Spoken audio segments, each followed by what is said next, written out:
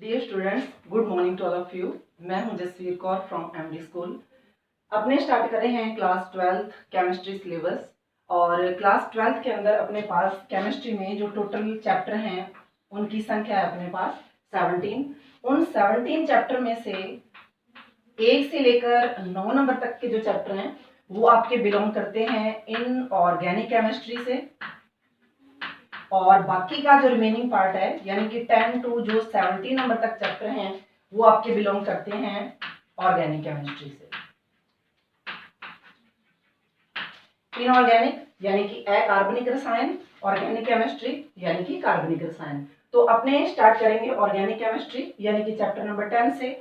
और जो chapter number 10 है इसका नाम है हैलोजन डेरिवेटिव्स। अपने स्टार्ट कर रहे हैं चैप्टर नंबर 10 और जिसका नाम है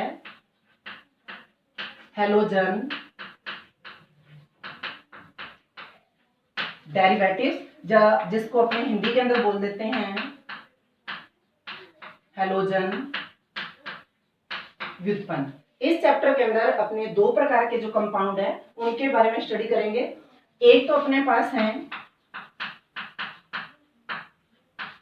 एल्किल हैलाइड, या इसी को ही अपने बोल देते हैं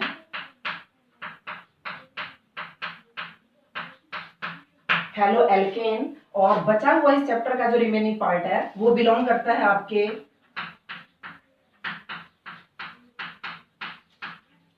हेलो एरीन, या इसी को ही बोल देते हैं एरिल हैलाइड। एल्किल हैलाइड या हेलो एल्केन, दूसरा है हेलो एरीन या एरिल हैलाइड। ठीक है, अब यहां से अपने दिमाग के अंदर एक छोटा सा क्वेश्चन ये अराइज होता है कि एल्किल हैलाइड या हेलो एल्केन, हेलो एरीन या एरिल हैलाइड, क्या ये अलग अलग प्रकार के कंपाउंड है या सेम है? तो देखो बेटे, दोनों में सिमिलैरिटी है, यानी कि ये दोनों सेम कंपाउंड के लिए अपने नाम यूज कर रहे हैं और ये दोनों नाम भी सेम कंपाउंड के लिए अपने यूज कर रहे हैं। कैसे कर रहे हैं? जैसे कि अपनों ने क्लास 11 के अंदर नोमेनक्लेचर पढ़ा है। नोमेनक्लेचर के अंदर अपने मेनली 2 प्रकार के सिस्टम लेके चलते हैं। एक तो लेके चलते हैं सामान्य नामकरण पद्धति और दूसरी अपने लेके चलते हैं IUPAC नामकरण पद्धति।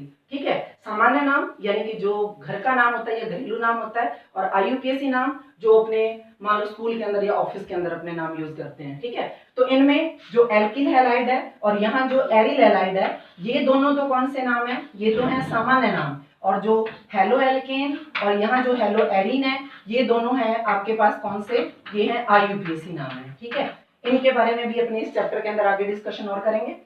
तो फिलहाल अपने स्टार्ट करते हैं एल्किल हैलाइड से, या जिसको अपने बोल रहे हैं हेलो एल्केन।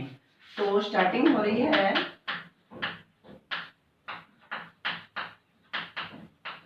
एल्किल हैलाइड, या इसी के लिए अपने टर्म यूज करते हैं हेलो एल्केन। एल्किल हैलाइड या हेलो एल्केन, ये जो अपने पास टॉपिक है, इस टॉपिक के अंदर अपने को क्या क्या स्टडी करना है? तो देखो, सबसे पहले तो अपने को ये पता होना चाहिए कि ये बनते कैसे हैं या किस प्रकार के कंपाउंड के लिए अपने एल्किल हैलाइड या हेलो एल्केन जो टर्म है उसको अपने यूज करते हैं। यानी कि सबसे पहले हमें इसका सिंपल जो स्टडी है वो पता होनी चाहिए, या अपने ये कह देंगे कि हम इसको सबसे पहले डिफाइन करेंगे, इसको परिभाषित करेंगे यानी कि इसकी डेफिनेशन देंगे। उसके बाद में फिर अपने ये डिस्कशन करेंगे कि इनका जो नोमेनक्लेचर है या नामकरण है, जो भी अपनों ने बोला सामान्य नाम और IUPAC, तो यानी कि इसके बाद में अपने इसका करेंगे नामकरण, या जिसको अपने इंग्लिश के अंदर बोल देते हैं नोमेनक्लेचर। फिर इसी टॉपिक के अंदर अपने पास जो नेक्स्ट है वो मैटर है कि इनको बनाने के लिए अपने कौन कौन से मेथड यूज कर सकते हैं। तो यानी कि नेक्स्ट अपने पास आ जाता है प्रिपरेशन मेथड्स, या इसी को अपने हिंदी के अंदर बोल देते हैं विरचन विधियां या बनाने की विधियां। बनाने के बाद फिर बात करेंगे कि ये दिखने में होते कैसे हैं, पानी के अंदर डिसॉल्व होते हैं या नहीं होते हैं, इस तरीके की बातें, जिसको अपने बोल देते हैं इसके भौतिक गुण या इसकी फिजिकल प्रॉपर्टी। नेक्स्ट है इसके बाद इसके रासायनिक गुण यानी कि इसकी केमिकल रिएक्शंस या केमिकल प्रॉपर्टीज। तो सबसे पहले अपने लेके चलते हैं इसका सामान्य जो परिचय है, यानी कि इसका जो इसको डिफाइन करना, डेफिनेशन देनी है किसकी, एल्किल हैलाइड की। तो सबसे पहले बेसिकली हमें ये पता होना चाहिए कि एल्किल हैलाइड है क्या। तो देखो अपनों ने क्लास 11 के अंदर लास्ट में चैप्टर किया था जिसका नाम था हाइड्रोकार्बन। उन हाइड्रोकार्बन के अंदर अपनों ने एल्केन के बारे में पढ़ा है, एल्कीन के बारे में पढ़ा है और एल्काइन के बारे में पढ़ा है। तो वहां से जस्ट अपने को क्या लेना है, एल्केन लेना है। लेकिन नॉर्मली थोड़ा सा अपने क्लास 11 के ऊपर भी चलते हैं क्योंकि इतने दिनों में शब्द भूल गए होंगे। एल्केन उन हाइड्रोकार्बन के लिए अपने टर्म यूज करते हैं जिनमें सिर्फ और सिर्फ क्या पाया जाता है, सिंगल बॉन्ड पाया जाता है, यानी कि सिर्फ और सिर्फ क्या पाया जाता है, सिग्मा बॉन्ड पाया जाता है। एल्कीन जो टर्म है वो अपने यूज करते हैं उन हाइड्रोकार्बन के लिए जिनमें कार्बन और कार्बन के बीच में डबल बॉन्ड पाया जाता है, और उन डबल बॉन्ड में एक बॉन्ड हमेशा सिग्मा होता है और दूसरा जो बॉन्ड है वो हमेशा क्या होता है, पाई बॉन्ड होता है। यानी कि अगर दो पाई बॉन्ड डबल बॉन्ड है तो उनमें से एक बॉन्ड हमेशा क्या होगा, सिग्मा, और दूसरा हमेशा क्या होता है, पाई बॉन्ड होता है। नेक्स्ट अपने पास एल्काइन, यानी कि जब कार्बन और कार्बन के बीच में ट्रिपल बॉन्ड प्रेजेंट हो तो उस प्रकार के कंपाउंड के लिए अपने टर्म यूज करते हैं कौन सी, एल्काइन। तो एल्काइन ट्रिपल बॉन्ड में हमेशा एक बॉन्ड क्या होगा, सिग्मा होगा, तो जो दो रिमेनिंग बच गए वो कौन से होंगे, तो पाई बॉन्ड होंगे। ठीक है, तो इनमें से अपने क्या लेके चल रहे हैं, इनमें से लेके चल रहे हैं अपने एल्केन को। ठीक है, तो एल्केन का अगर मैं एग्जांपल लूं तो मेरे पास बहुत से एग्जांपल हो जाते हैं, जैसे कि मीथेन है, इथेन है, प्रोपीन है, इनमें से अपने कोई भी ले सकते हैं। तो अपने सबसे सिंपलेस्ट जो एग्जांपल है वो है अपने पास मीथेन का, तो उसको लेके चलते हैं। जैसे कि मैंने यहाँ पे एग्जांपल ले लिया किसका, एल्केन का, यानी कि एग्जांपल ले रही हूँ मैं मीथेन। और जो मीथेन है, मीथेन का मॉलिक्यूलर फॉर्मूला या अणुसूत्र जो होता है वो होता है CH4।